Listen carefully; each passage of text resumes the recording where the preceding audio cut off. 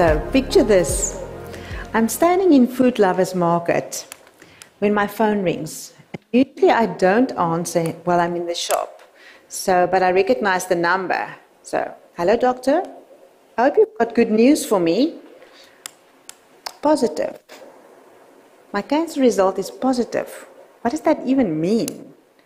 So then I suppose there must be hope, because isn't that what positive means? You can imagine he didn't think that I was funny. So my story has a bit of a weird twist.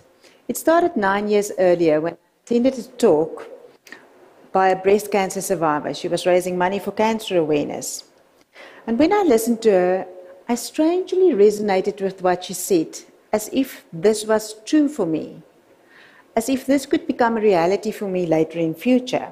I just put this in my heart and I just kept quiet and continued with my life, because how on earth do you share such strange bizarreness with anybody?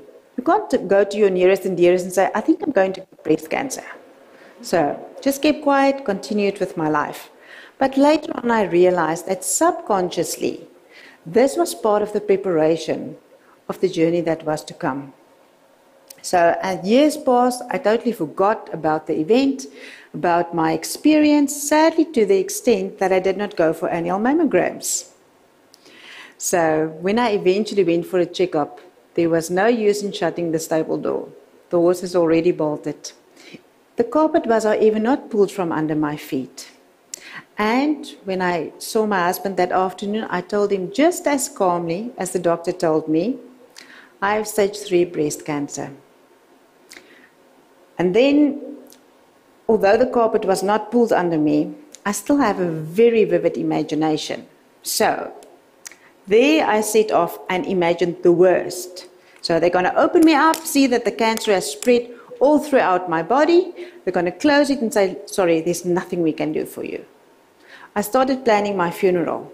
And up till this day, my husband doesn't want to listen what I've got planned.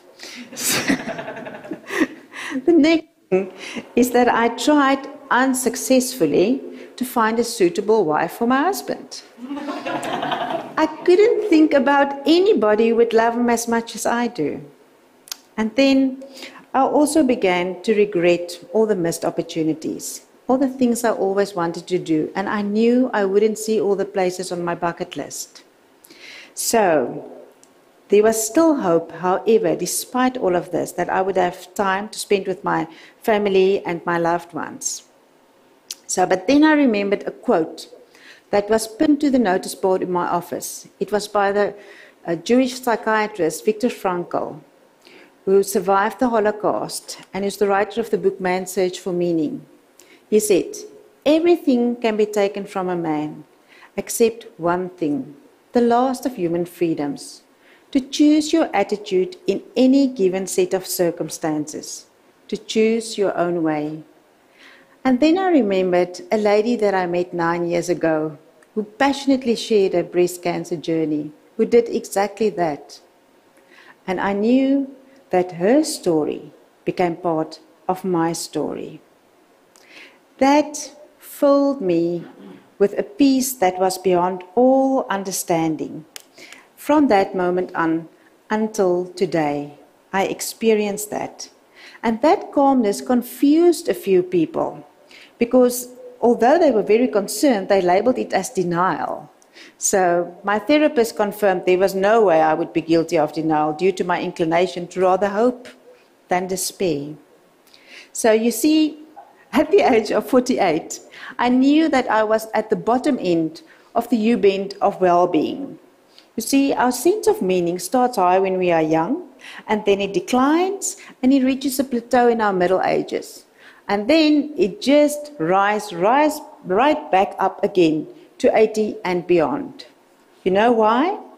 Because with time, we learn to see things with greater perspective. So I thought it can only get better from here on. Okay. So now, due to the aggressive nature of the cancer, they had to remove the lump. But it was not that easy to find a date for the lumpectomy. That's the procedure where they remove the tumor. The suggested date by the surgeon, I couldn't make that date because I had to attend the graduation ceremony for my master's degree in applied positive psychology, and I did not intend to miss that for anything in the world. And what he said knocked the wind right out of me. He calmly looked at me and he said, "I'll make a plan. You will attend your graduation because it will become part of your story." I believe that everything in our life that we experience and that we are exposed to forms part of our story, and that each man's story circles out to become part of the story of others. And a week later, I attended. Cap, gown, and rain. Okay, so I want to take you back 2.5 years earlier. When I started my studies in positive psychology and started to read the book, the prescribed handbook Towards Flourishing by Wissing et al., I was amazed. So the first words in the book was, "What is a life well lived to you? What is happiness? And what is a meaningful life? Is it possible, actually, to develop higher levels of happiness? Is it possible to experience true meaning in life? And then, is it possible to thrive and to flourish despite all the brokenness and pain?" So due to my signature strength of curiosity, I kept on reading feverishly. I couldn't believe that there was actually a science that could study optimal human functioning. Can you actually learn to be happy? So, due to my love of learning, I continued with this and started exploring, and I would never have imagined the irony of the acronym of the master's degree in applied positive psychology, namely MAP, because this literally became a map for my cancer journey. There's two broad perspectives in positive psychology, namely the hedonic perspective and the eudaimonic perspective. The hedonic perspective, the word comes from the Greek word that means sweet. So if you think about everything that's sweet and chocolatey, even, that is what it stands for. Hedonic is associated with what we know as happiness. You know, the yellow smiley faces? So, and it focuses on enjoyment, pleasure, satisfaction, and comfort. The next one, eudaimonic. The word is eu, means good, and then daimon, as you can imagine, it means good spirit or the good within the true self. And that is associated with meaning. So that focuses on purpose, expression of potential, being involved in something larger than the self. So hedonic is usually associated with feeling good and eudaimonic with functioning well. Those are the two broad perspectives. So what is all the fuss about happiness? Everybody talking about why should we actually be happy? So because happy people are healthier and more successful. If you think about the time in a worldwide pandemic, it's very interesting to take note of a study that was done long before COVID, where several people who were quarantined together was infected with a rhinovirus, a type of flu virus. They studied the spread of the virus throughout their bodies constantly. And you guessed it, the people who were more happy and healthy were less prone to get flu. They had better immune systems. In fact, the chances of them getting flu were 35% less. So if I can give you good advice, have fun. So, also happy people have lower risk of coronary heart disease, of high blood pressure, of general infections. They live longer, they're more sociable and energetic, they have more friends, they marry more easily, and they stay married for longer. They are more successful, innovative, productive, they're better leaders, and they earn more money. If I ask the question, I will be happy if, think about it. What will your answer be? If your answer is, if I'm rich, I've got news for you. In the longest study, on happiness done by researchers of the Harvard Medical School. They tracked the lives of two groups of people. Right. The goal of the study was to determine what influenced their physical and mental health.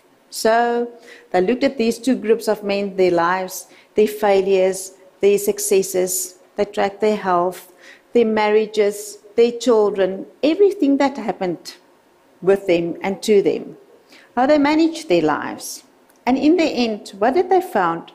What was the most single important determinant that could better their health, their mental health and their physical health? What do you think? It wasn't money, it was relationships. Not money, not business success, but the degree of satisfaction with their relationships. So, what determines our happiness? 50% is determined by our genetic set point. 10% is determined by our circumstances. And then 40% is determined by choice. We didn't have a choice about this pandemic that happened. It was part of the circumstances. But we do have a choice on how we react on this. All right. So that was happiness. Let's talk a bit about meaning. So Frankl said his first theory was the one on the will to find meaning. There was also Antonovsky, who's got the conceptualization of coherence. But then Matala and Stiga is some of the latest researchers, and they discovered three concepts of meaning: coherence, significance, and purpose. That is where we will find meaning. Okay, so coherence, if we talk, what is coherence? Coherence functions on a cognitive level, the way that we think. So if you think in your own life, it's to make sense of things so that we can predict what will make life better for us. So look at the life that you have lived so far. How do you make sense of the good things that happened? Why did it happen? On my journey, because I had this knowledge, I had to decide, what am I going to do with this breast cancer diagnosis? So finding meaning in this process, I decided with coherence, what makes sense to me? Remember I said my signature strengths are curiosity and love of learning? So I tried to learn everything that I can regarding the type of cancer that I had. And I know myself, I know that I need people around me. So I surrounded me with people who could support me. Some patients, they don't want people around them. But because of the fact that I knew myself, I knew this was what I needed. I also knew when the hair was going to fall out. So I actually took charge of that and shaved it beforehand. Right. So coherence was one of the things that gave me meaning. The next one is significance.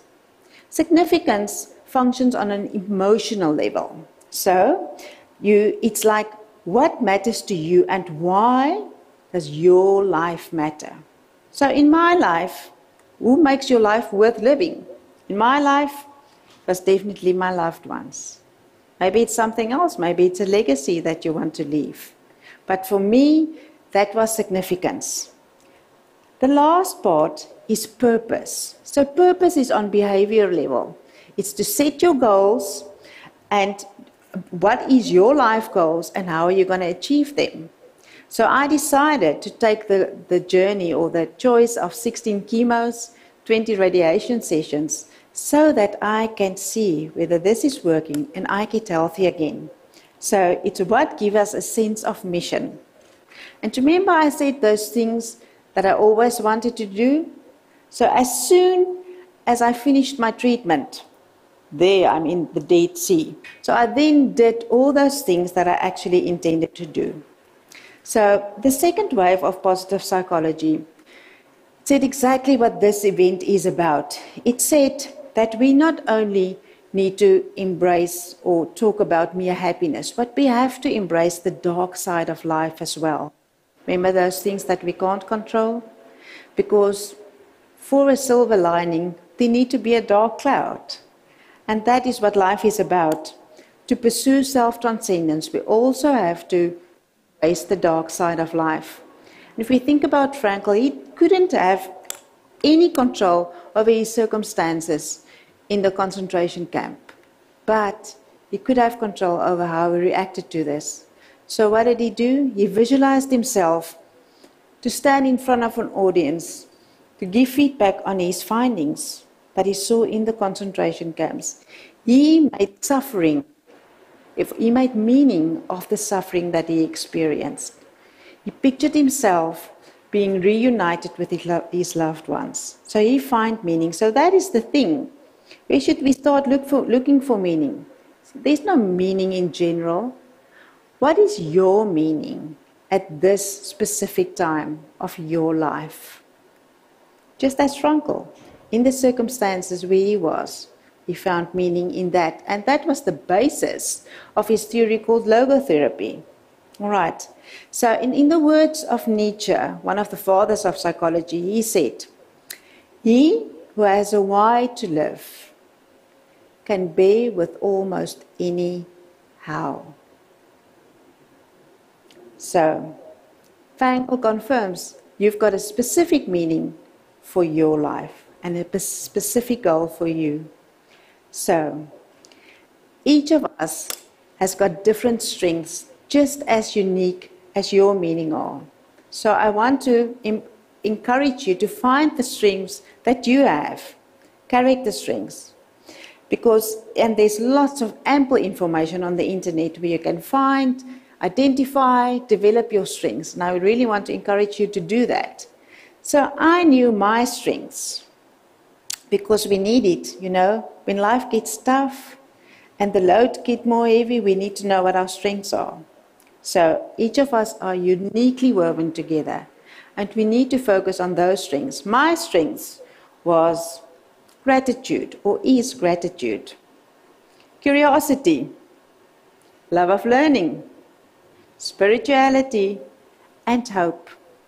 So, I conclude, I will always be grateful. I will always have hope. I will always keep on learning and exploring. And I will refuse adversity to rob me of my happiness and my meaning, even if they call that adversity positive in terms of cancer results. Will you?